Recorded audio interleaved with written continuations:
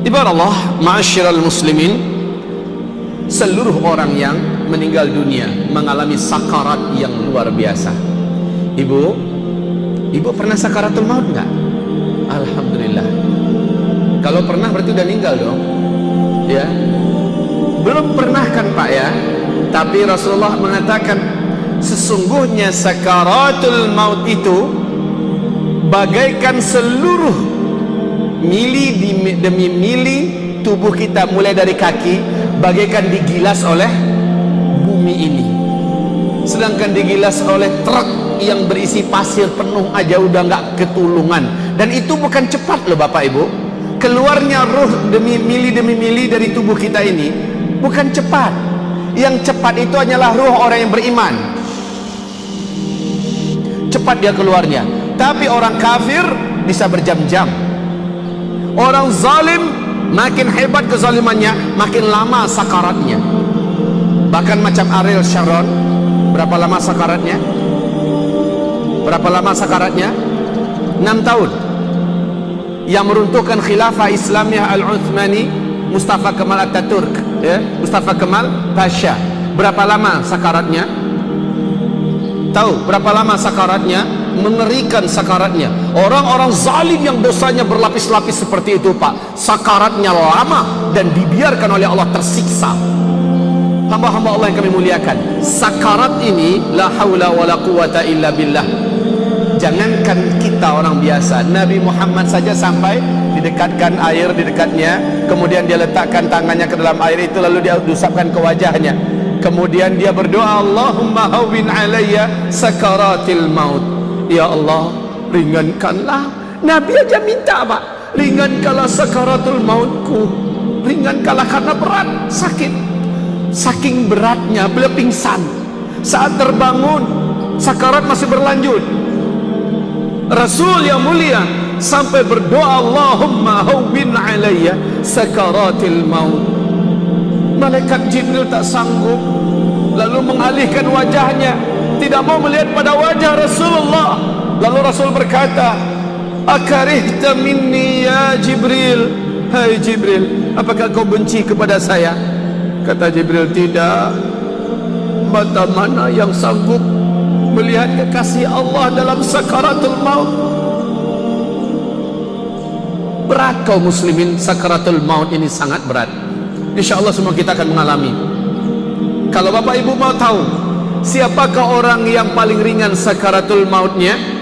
Orang mukmin yang soleh, yang amalnya sudah sangat banyak di sisi Allah Subhanahu wa ta'ala. Rasul itu orang yang ada di puncak keimanan.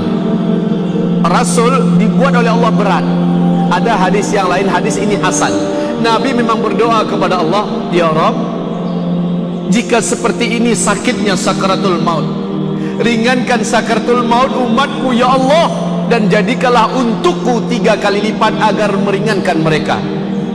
Sayang hadis ini tidak sahih, hanya setingkat hasan. Tapi jadilah ada sebagai panduan bagi kita betapa kasihnya Rasulullah sampai akhir hayatnya, sampai sakaratul mautnya masih kita yang diingat, masih kita yang difikirkan dan kita yang didoakannya. Ya Allah, jika begini beratnya sakaratul maut, maka ringankanlah sakaratul maut umatku dan jadikanlah berat sakarat itu untukku. Rasul diberi oleh Allah kesabaran dan kekuatan yang tidak ada tanding bandingnya Pak Ibu. Makanya Rasul yakin dia akan mampu memikul. Setelah dia jalani, dia pun berdoa, ringankan untukku ya Allah, ringankan. Yang udah diberatkan itu terasa ringan, begitu maksudnya. Ibarat Allah, demi umatnya. Maka layakkah kita merasa kita mencintai Rasul sementara selama ini Rasul dihina, kita diam. Sunnah Rasulullah diperangi, kita diam. Kita mengaku pencinta Rasul, inginkan syafaat Rasul, kita tidak membela sama sekali.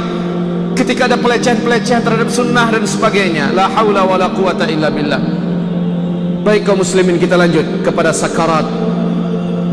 Sakaratul maut ini, yang paling ringan mengalami sakaratul maut hanyalah syahid. Syahid. Apa sabda Rasulullah sallallahu alaihi wasallam? Dari Abu Hurairah radhiyallahu anhu, Rasulullah sallallahu alaihi wasallam bersabda, lihat pada halaman 37, ma yajidu syahidu min alamil qatli illa kama yajidu ahadukum min alamil qarsah. Tidaklah seorang syahid di antara kamu waktu meninggal dunia merasakan sakaratul maut itu kecuali seperti seseorang di antara kalian merasakan gigitan seekor semut. Pernah digigit seekor semut? Ya. Apa semutnya terserah, pokoknya gigitan semut kayak gitulah orang syahid merasakan. Fasyahidu min ummati, maka yang syahid dari kalangan umatku itu, kata Nabi. Kan Nabi pertama bertanya pada para sahabat, tuan-tuan sekalian, tahu nggak siapakah orang yang syahid? Apa kata para sahabat?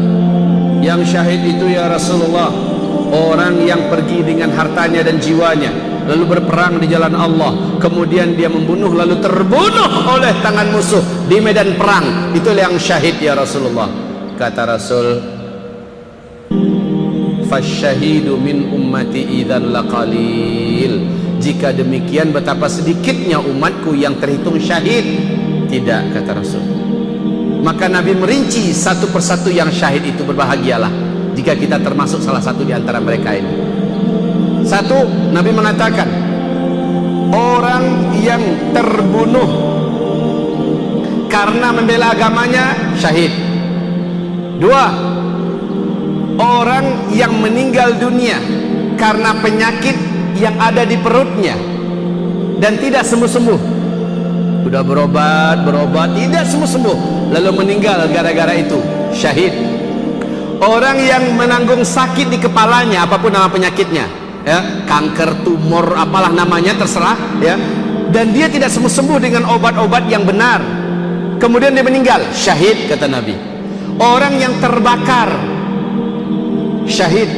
Orang yang tenggelam, syahid. Ya, tentu saja semua ini tidak disengajakan oleh dirinya sendiri. Kalau disengajakan dah bunuh diri namanya, ya. Kemudian seorang wanita yang melahirkan anak dan meninggal dalam proses melahirkan, syahid. Orang yang sedang pergi keluar menuntut ilmu agama Allah lalu meninggal dalam perjalanannya, syahid. Macam bapak ibu ini pergi tadi, ada kecelakaan, meninggal, syahid, karena niatnya mau menuntut ilmu agama Allah Subhanahu wa taala. Kemudian kata Rasulullah, orang yang meninggal karena penyakit yang menular dan mati dia oleh penyakit tersebut, maka dia syahid. Kemudian kata Rasulullah berikutnya, orang yang meninggal dunia minal hadami, karena reruntuhan sesuatu yang menimpanya. Apakah karena ada tebing ketika bapak bawa mobil, bawa motor, tebing jatuh, ya, ada menggelinding dari atas, ketiban lalu meninggal dunia. Atau kita lewat di pinggir jalan yang di situ ada gedung lagi dibangun, jatuh paku satu kena kepala bapak, ya, meninggal dunia. Wah, Pak Ustadz, nggak mungkin paku satu bisa meninggal dunia, ya, satu ton maksudnya. Jatuh kena kita meninggal dunia. Orang yang kena bom, pesawat yang jatuh, kecelakaan lalu lintas, syahid. Mereka adalah para syuhada yang dimaksud oleh Rasulullah sallallahu alaihi wasallam.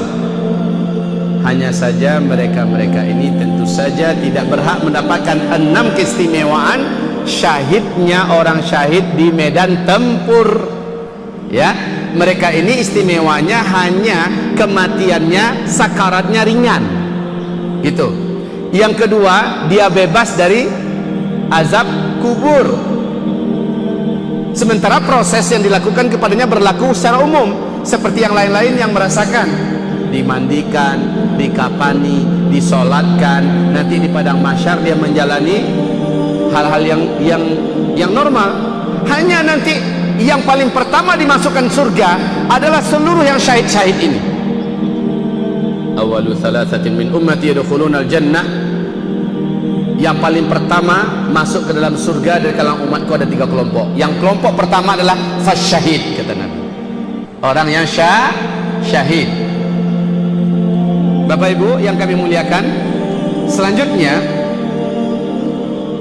untuk orang yang sakaratul maut sementara dia syahid, sakaratnya sangat ringan, maka Syekh Ahmad Yasin rahimahullah. Masih ingat dengan nama ini, Pak?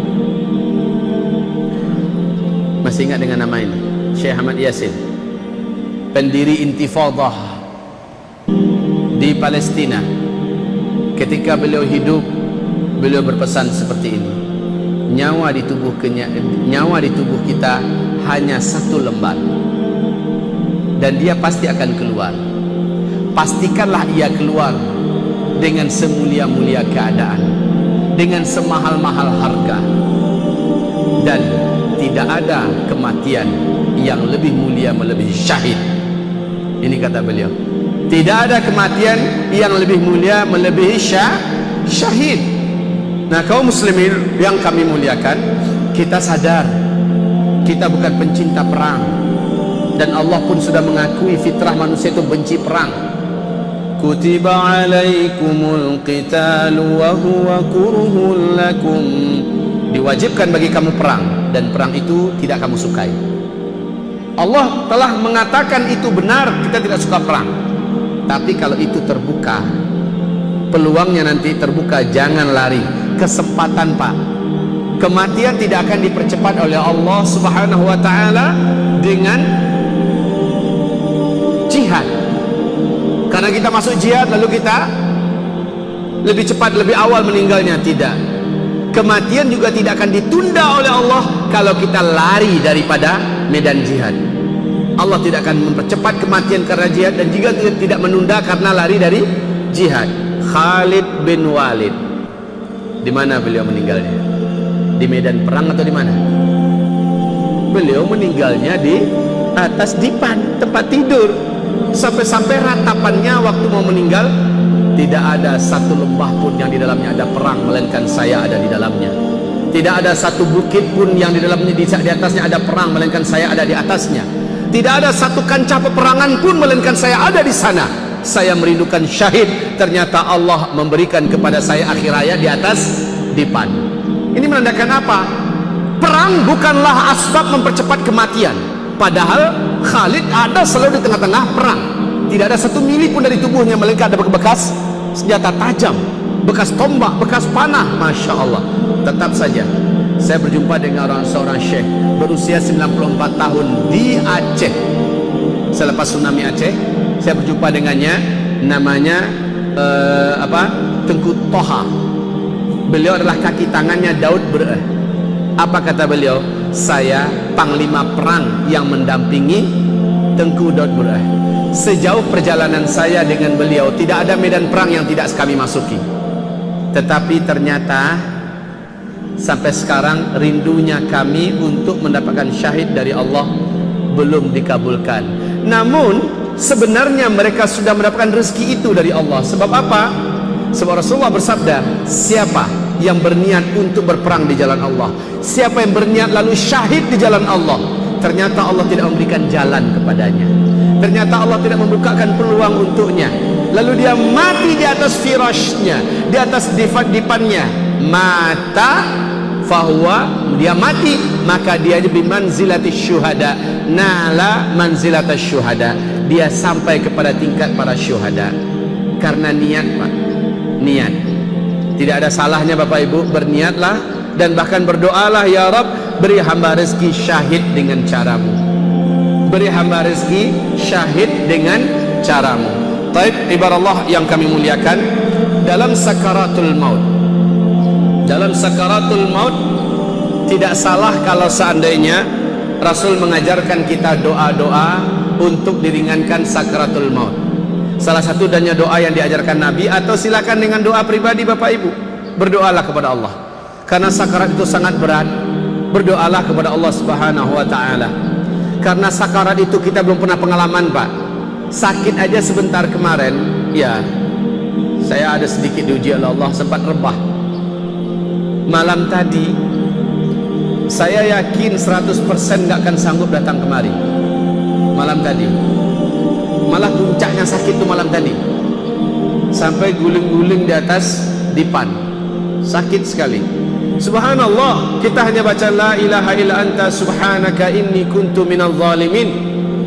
Kemudian alhamdulillah dibantu oleh anak-anak saya, anak-anak bergantian meruqyah saya di samping saya, istri juga meruqyah, kemudian mereka minumkan saya madu, kemudian habatus sauda cukup banyak, lalu perut ini menolak, berusaha untuk muntah.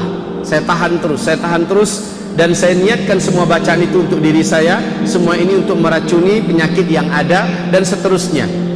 Saya sudah yakin hari ini tak akan bisa datang. Subhanallah kaum muslimin, itu baru sedikit sakitnya, sudah seperti itu Pak. Bagaimana sakaratul maut? Ketika Allah menyebutkan bagaimana malaikat itu sangat kejam. Malaikat maut itu adalah malaikat yang tidak pernah diberikan oleh Allah dan diciptakan untuk dirinya senyum. Nggak ngerti senyum malaikat maut itu Bapak Ibu. Waktu Isra Mi'raj, Nabi Muhammad disambut dengan sukacita oleh seluruh malaikat-malaikat langit, didamping oleh malaikat Jibril, oleh malaikat Malik. Kemudian ada satu malaikat yang wajahnya manyun saja, matanya tajam, wajahnya manyun. Lalu kata Rasulullah, wahai Jibril, itu malaikat, kenapa wajahnya begitu seram? Apa dia benci kepada saya? Kata malaikat Jibril, ya Rasulullah Muhammad, sesungguhnya itu adalah malaikat maut. Tak, pandangan matanya itu Pak, mampu membuat orang copot jantungnya, tajam sekali. Allah telah menciptakannya dengan fitrah tidak bisa senyum. Jadi malaikat maut itu jangan pernah diharapkan kaum muslimin wajahnya senyum, kecuali malaikat maut yang didatangkan untuk orang yang beriman. Dia tidak senyum, tetapi wajahnya bersih, enak dan lembut dilihat. Dalam hadis sahih Muslim, enak dan lembut dilihat. InsyaAllah pas kita bicara tentang perjalanan arwah, kita sampaikan bagaimana datangnya para malaikat-malaikat, yang satu orang dari 70.000 malaikat itu adalah malaikat maut.